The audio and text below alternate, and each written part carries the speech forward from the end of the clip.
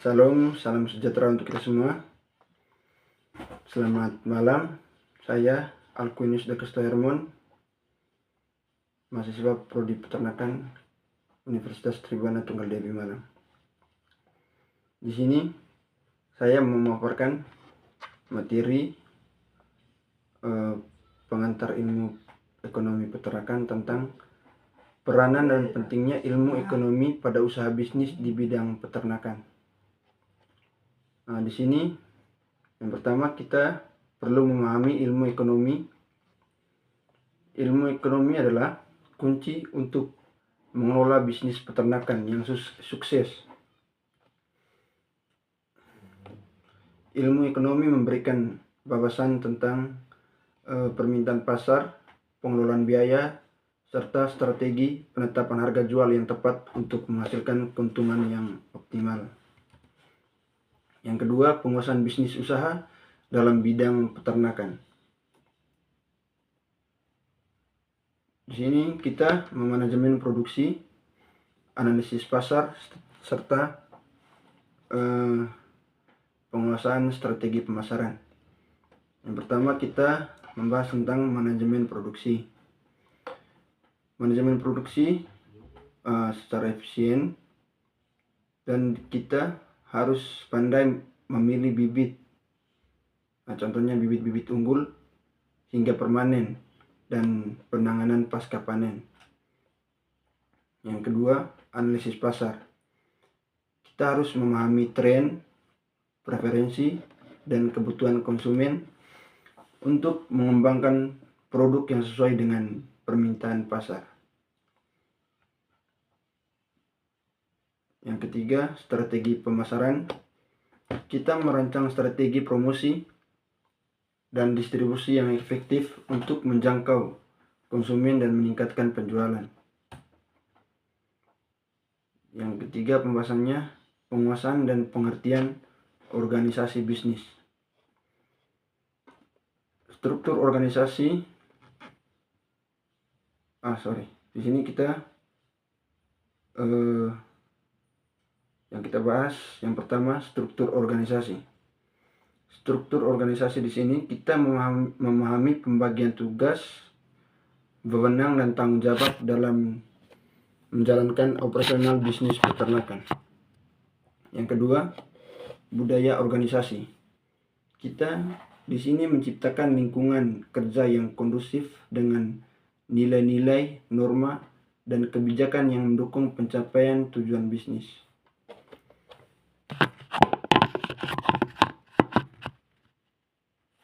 Yang ketiga, kepemimpinan. Jadi untuk seorang pengusaha, kita juga harus bisa menjadi seorang pemimpin, di mana kita harus membangun tim yang solid dan termotivasi melalui gaya kepemimpinan yang efektif. Materi selanjutnya, penguasaan dan pengertian bentuk kepemilikan bisnis. Yang pertama, perusahaan perseorangan.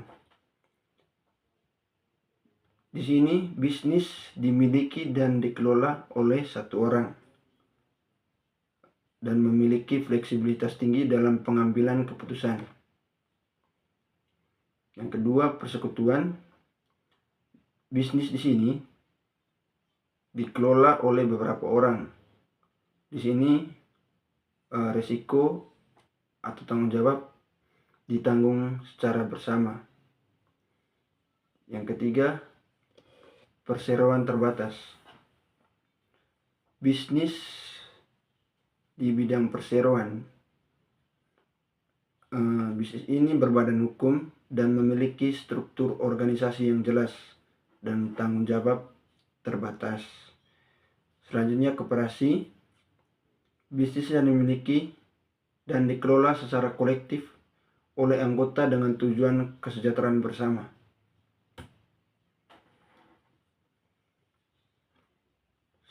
Selanjutnya, pengelolaan sumber daya manusia dalam bisnis peternakan.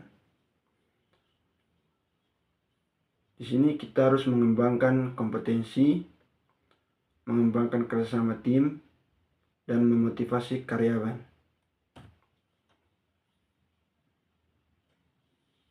Selanjutnya, penerapan konsep biaya, harga, dan laba dalam bisnis peternakan. Jadi, seorang peternak atau pebisnis ternak harus menguasai tiga konsep atau 3 hal dalam bisnis peternakan. Yang pertama, identifikasi biaya. Yang kedua, penetapan harga. Dan yang ketiga, optimalisasi laba. Yang kita bahas pertama adalah identifikasi biaya. Di sini kita menganalisis berbagai jenis biaya yang terlibat dalam proses produksi dan operasional. Yang kedua, penetapan harga. Penetapan harga ini harus sesuai dan dapat menguntungkan berdasarkan analisis biaya pada pasar. Yang ketiga, optimalisasi laba.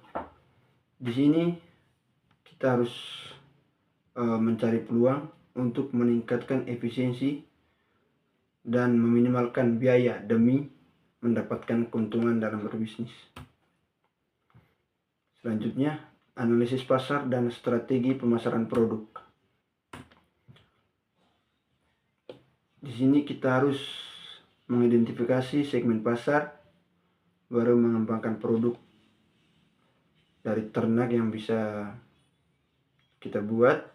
Yang selanjutnya itu kita harus bisa mempromosi dan mendistribusikan kita punya produk. Selanjutnya, pengembangan usaha peternak berbasis ilmu ekonomi. Di sini yang saya ambil adalah diversifikasi produk.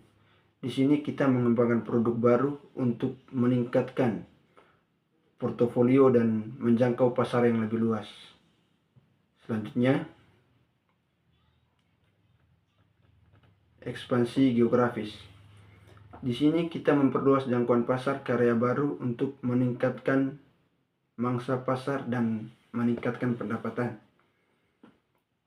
Selanjutnya, inovasi teknologi. Di sini kita mengadopsi teknologi terbaru untuk meningkatkan efisiensi produktivitas dan kualitas produk. Yang selanjutnya, kemitraan yang strategis.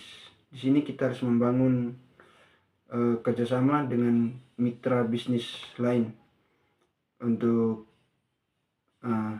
supaya kita dapat membagi sumber daya dan menciptakan sinergi-sinergi baru untuk menjalankan bisnis selanjutnya. Sekian pemaparan materi dari saya. Jika ada salah kata yang saya ucapkan selama pemaparan materi, mohon dimaklumi.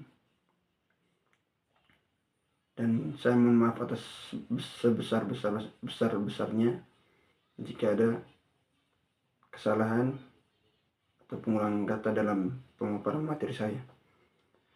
Salam, selamat malam, sekian dan terima kasih.